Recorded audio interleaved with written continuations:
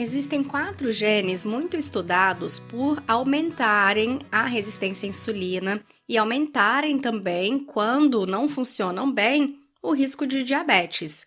Esses 4 genes são o PPAR-gama, o TCF7L2, o SLC2A2 e o FTO. Em relação ao gene PPAR-gama, quando há uma troca de uma base nitrogenada de C para G, há maior tendência à diferenciação adipocitária, a aumento das células de gordura, a maior estoque de gordura, a interferência no metabolismo de glicose e a piora da sensibilidade à insulina. Por isso, polimorfismos, ou seja, modificações, alterações nesse gene, parecem associadas ao maior risco de diabetes tipo 2. Outro gene é o TCF7L2, um fator de transcrição, e o polimorfismo mais importante é o RS de final 146, e quando existe uma troca de base de C para T, o risco de diabetes tipo 2 aumenta,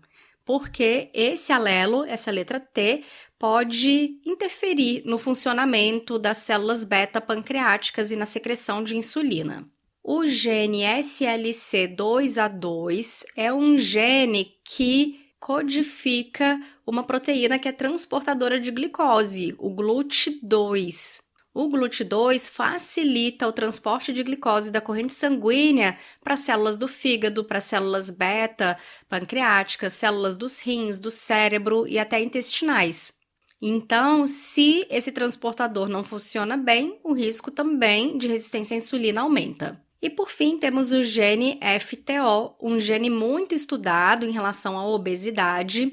E quando existe a troca da letrinha de T para A, existe uma maior tendência de acúmulo de gordura corporal. Suspeita que o SNP, o polimorfismo de nucleotídeo único RS de final 609, esteja também associado à resistência à insulina e à obesidade. Essas alterações podem ser verificadas por meio de exames genéticos.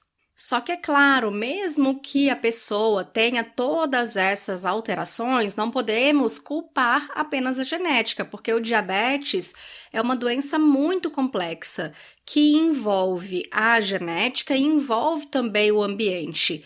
Inclusive, o tratamento da resistência à insulina e do próprio diabetes envolve muitas modificações de estilo de vida que contribuem demais também para a resistência à insulina. Quando a pessoa tem essas modificações, então, genéticas, a recomendação vai ser de controle do peso, de aumento do consumo de gordura monoinsaturadas, presentes, por exemplo, no azeite, diminuição do consumo de gorduras saturadas, presentes nas carnes gordas, diminuição de consumo de gordura trans, presente nos alimentos processados, controle da quantidade de carboidrato ingerido, aumento da quantidade de fibras na dieta e prática de atividade física. Com essas alterações, exames sanguíneos como glicemia, como hemoglobina glicada, uma insulina em jejum vão tendendo a voltar ao normal. Se você ainda é novo nessa área, pode estar em dúvida sobre o que é resistência à insulina. E a resistência insulínica ocorre quando as células do músculo, as células de gordura, as células do fígado ou outras têm dificuldade em captar a glicose, o açúcar, que está no sangue. Como resultado, o pâncreas, que é o local onde nós produzimos o hormônio insulina, começa a produzir cada vez mais desse hormônio para tentar ajudar a glicose a entrar dentro das células. É muito comum que pessoas que estão acima do peso ou muito inflamadas tenham resistência à insulina e, se não tratado, 50% das pessoas com resistência à insulina acabam desenvolvendo diabetes, uma doença que é muito perigosa e pode levar a maior risco de amputação, a maior risco de cegueira, a maior risco de insuficiência renal, de Alzheimer, dentre outras questões de saúde. Isso acontece porque a insulina é um hormônio essencial, então, para que os tecidos consigam captar a glicose. Se a glicose não entra dentro das células, ela fica sobrando na corrente sanguínea e vai se grudando onde não deve, que é o que a gente chama de glicação. Eu tenho um vídeo específico sobre glicação e vou deixar marcado para você. Então, para a glicação não acontecer, para não ficar sobrando glicose, o pâncreas produz insulina.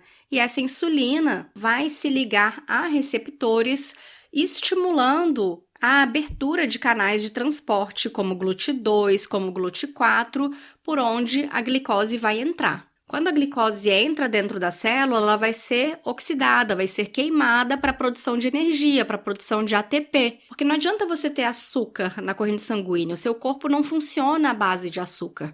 O seu corpo funciona à base de ATP. E ele só vai funcionar bem se você conseguir transformar esse açúcar que veio do pão, ou do arroz, ou da batata, ou do brócolis, ou da manga, ou do morango, em ATP. A insulina também é importante porque ela estimula a síntese proteica. Então, o consumo de carboidrato, por exemplo, favorece o ganho de massa magra. Só que, se a insulina está deficiente ou se ela não consegue exercer os seus efeitos, aí sim aparece a resistência à insulina, que ao longo do tempo aumenta o risco de diabetes. Como eu falei, o excesso de peso é um fator de risco para a resistência insulínica. Além disso, o sedentarismo, a história familiar, a genética. Então, vimos alguns genes que aumentam o risco de resistência à insulina e diabetes. E outras condições de saúde, como aterosclerose, aumento de colesterol sanguíneo, pressão alta, também estão relacionados com resistência insulínica. Conhecer a genética é importante, mas de qualquer forma, se a sua glicemia está elevada, se sua hemoglobina glicada está elevada, se a insulina em jejum está elevada, HOMA-IR elevado, ácidos graxos livres elevados no sangue, tudo isso é indicativo de que você precisa mudar o seu estilo de vida.